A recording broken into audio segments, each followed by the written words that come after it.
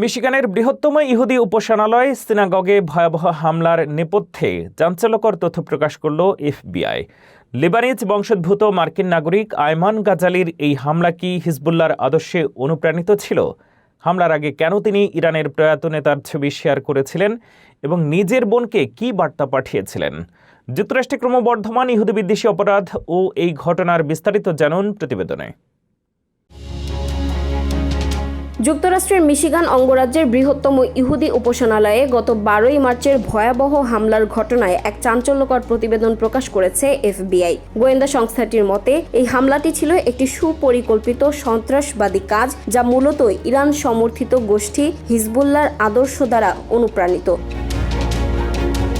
তদন্তে জানা গেছে 41 বছর বয়সী লেবানিজ বংশোদ্ভূত মার্কিন নাগরিক আয়মান গাজালি গত 12ই মার্চ সকালে টেম্পল অফ ইসরায়েল নামক সিনাগগে হামলা চালান। তিনি তার ট্রাক নিয়ে সরাসরি সিনাগগ ভবনে ধাক্কা মারেন এবং পরবর্তীতে নিরাপত্তা রক্ষীদের লক্ষ্য করে এলোপাথারি গুলি ছোড়েন।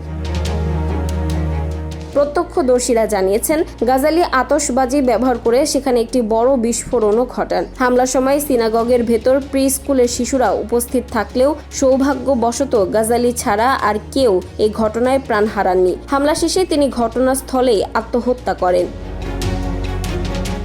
এফবিআই এর ডেট্রয়েট ফিল্ড অফিসের বিশেষ এজেন্ট জেনিফার রুনিয়ান জানান, হামলার আগের দিন গাজালি সামাজিক যোগাযোগ মাধ্যমে ইরানের প্রয়াত সর্বোচ্চ নেতা আয়াতুল্লাহ আলী খামেনির ছবি শেয়ার করেছিলেন। উল্লেখ্য, গত মাসে যুক্তরাষ্ট্র ও ইসরায়েলি হামলায় খামেনি নিহত হন। এমনকি হামলার ঠিক আগ মুহূর্তে গাজালি তার বোনকে একটি বার্তা পাঠিয়েছিলেন, যেখানে তিনি স্পষ্ট করে বলেছিলেন যে তিনি এক কোটি গণসন্ত্রাসবাদী হামলা করতে যাচ্ছেন।